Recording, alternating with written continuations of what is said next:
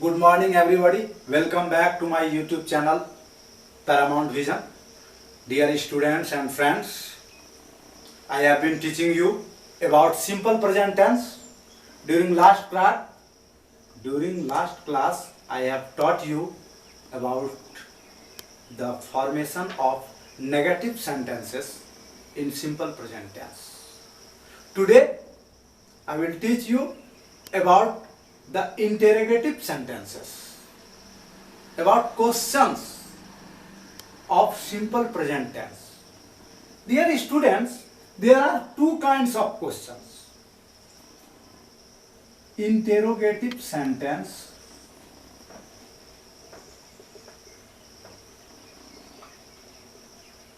interrogative sentences are of two kinds. The first one is yes no question and the second one is WH questions. You have to know both structure, yes no question and WH question. At first, yes no question. What is yes no question? If the question answers in yes or no, if the answer of the question is in yes or no, it is known as yes no question. प्यारे बच्चों, ये interrogative sentences दो प्रकार के होते हैं, एक yes no question और एक WH question. Yes no question किसको कहेंगे जी? तो वो क्वेश्चन जिसका आंसर हमें यस और नो में मिले। Have you eaten? Yes. Will you like me? Yes. Will you marry me? No. Do you go to school daily? Yes. Are you crazy? No. तो such questions are known as yes no question. हर वो question जिसका answer yes और no में होगा वो yes no question कहलाएगा। और ध्यान रखिएगा, यस नो क्वेश्चन जो होता है ना जी, यस और नो क्वेश्चन जो होता है वो हमेशा एक्जुलरी वर्ब से ही स्टार्ट होता है। और आपको मैंने पिछले क्लास में भी बतलाया कि सिंपल प्रेजेंट टेंस का एक्जुलरीज है डू एंड डज। सो हम लोग यस नो क्वेश्चन पढ़ रहे हैं, इंटेरोगेटिव सेंटेंस पढ़ रहे हैं सिंपल प्रेजेंट टेंस का। तो इसका पहले स्ट्रक्चर जानेंगे। यस नो क्वेश्चन का स्ट्रक्चर क्या होगा? अभी मैंने बतलाया आप लोगों को कि yes no question starts with auxiliary verb and the auxiliary verb of simple present tense is do and does. So it will start do और does. The structure is do और does, then subject, then V1 and then object or clause or complement, whatever the words to fulfill the sentences, to complete the sentences.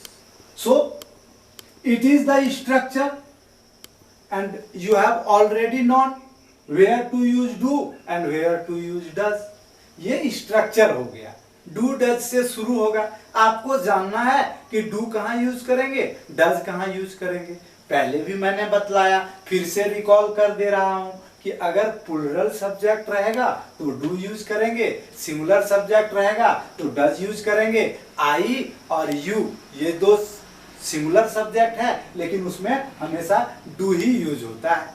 तो हो गया। कोई भी sentence बनाना है, do I eat a mango?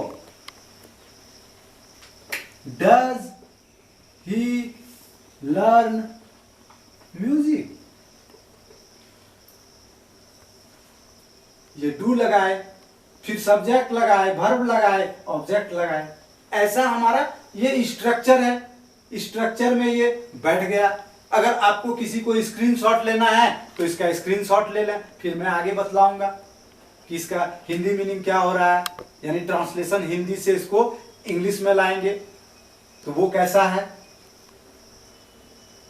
अब देखिए, ये हम लोग यस नो क्वेश्चन पढ़ रहे हैं सिंपल प्रेजेंट टेंस का।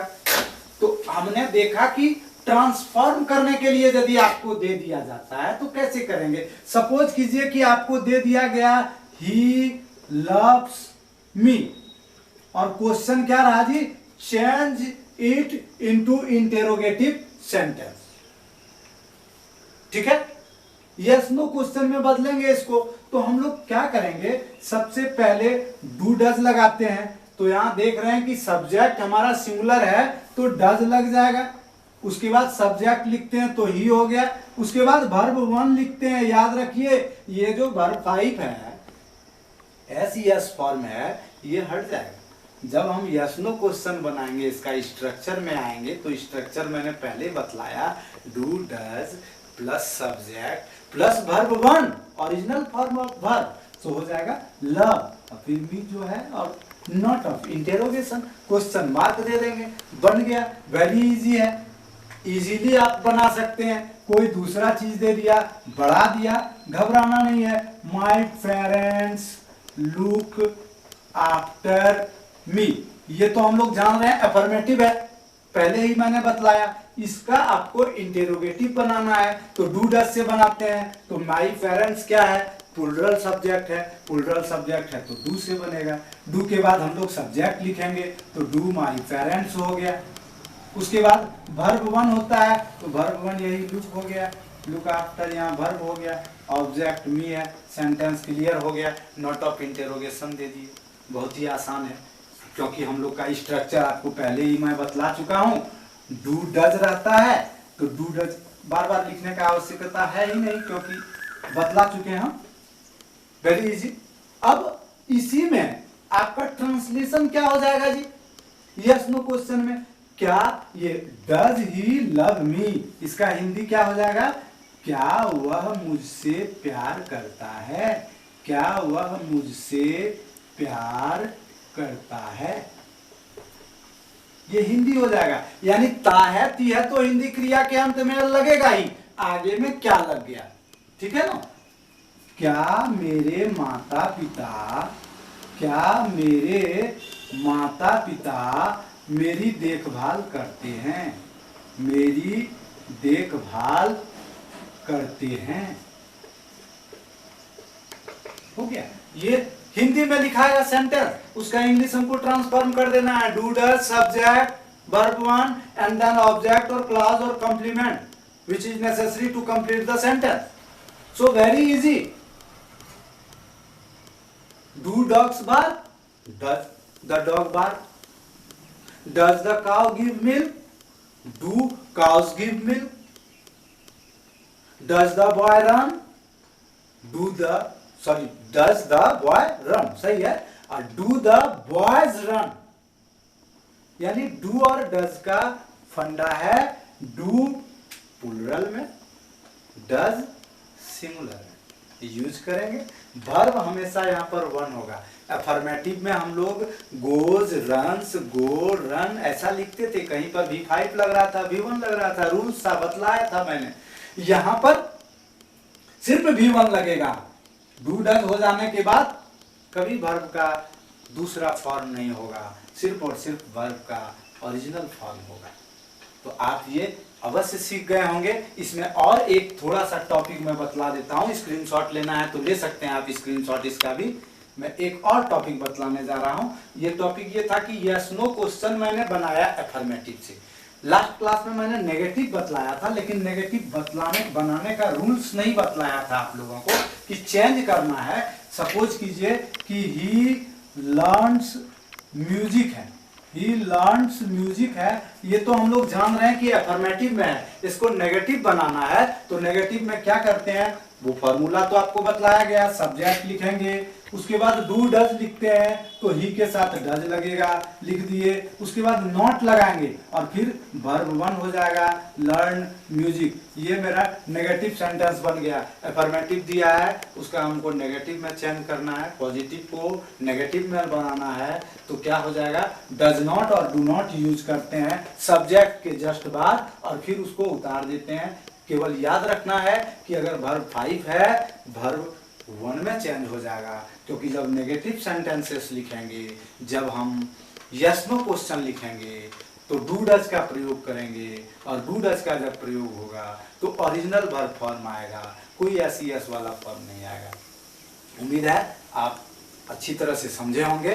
और आप अगर फिर से मैं रिक्वेस्ट कर रहा हूं कि अगर मेरे चैनल को आपने सब्सक्राइब नहीं किया तो बेल आइकन दबाते हुए सब्सक्राइब करें, शेयर करें, ज्यादा से ज्यादा बच्चा समझ सके। ये मेरा व्यू है, ज्यादा लोग इसका फायदा उठा सके, चाहे वो अपने बच्चे को पढ़ाने के लिए सीखें या खुद सीखें या अपने भाई बहन को सिखाएं, अपने मित्र को सिखाएं। ये आगे चलकर जब मैं स्पोकन का और भी क्लासेस दूंगा तो वो बहुत लाभकारी साबित होगा। धन्यवाद, बाय बाय।